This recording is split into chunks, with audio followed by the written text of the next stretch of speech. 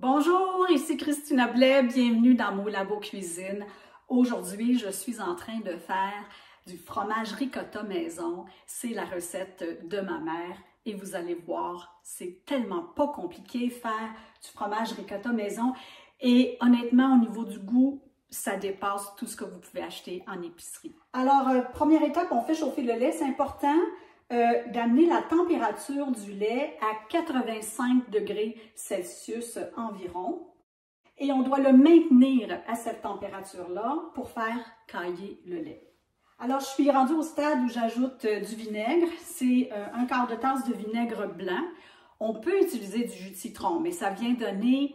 Ça vient un peu dénaturer la saveur de la ricotta. Moi, je préfère utiliser le vinaigre blanc. Ça donne un résultat qui est plus neutre.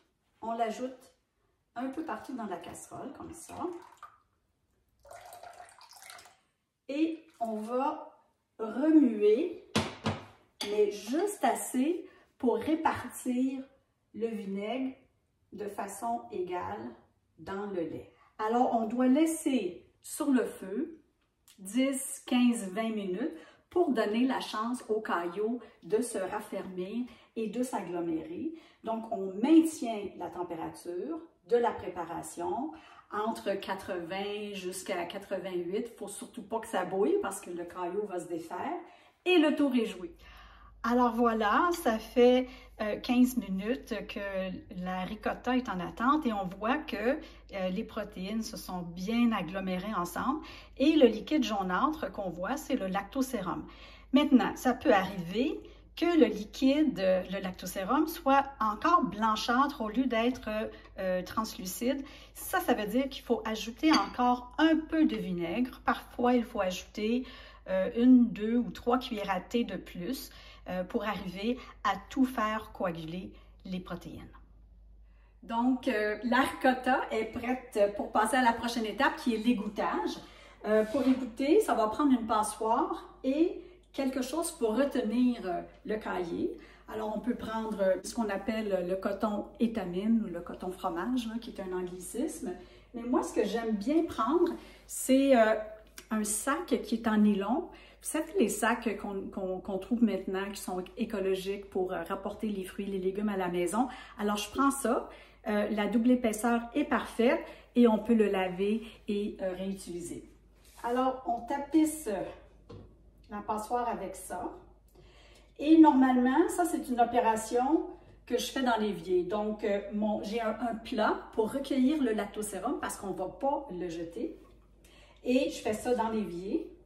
Mais pour mieux vous le montrer, je vais le faire de cette façon-ci. Alors voilà, j'ai fini de transférer le caillé dans la passoire. Je vais vous montrer un peu ce que ça... La consistance, voyez-vous ce que ça donne? Vous voyez que c'est encore très humide.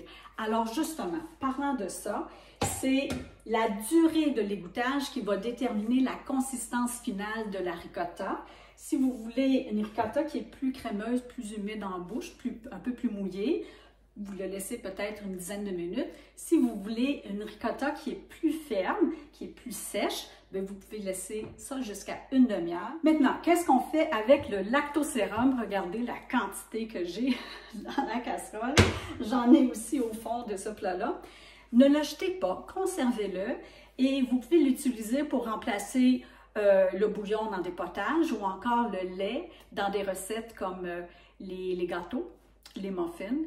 Et si vous faites du pain maison comme moi, vous remplacez l'eau par du lactosérum pour faire vos pains. Ça donne vraiment un goût qui est intéressant. Je viens de déguster ma ricotta alors qu'elle est encore tiède et je vous dis pas comment c'est bon au goût là. Alors moi justement, pour pas trop la dénaturer, j'aime bien déguster la ricotta telle qu'elle.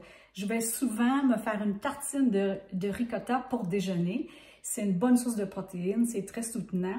Et pour lui donner une petite touche sucrée, je vais ajouter un filet de miel ou encore une tartinade de cerises ou d'abricot qui n'est pas trop sucrée. C'est le bonheur. Si vous préférez une tartine qui est salée, allez-y simplement avec un tour de moulin de poivre, un peu de fleur de sel. Vous allez voir, c'est délicieux. Allez, à la prochaine!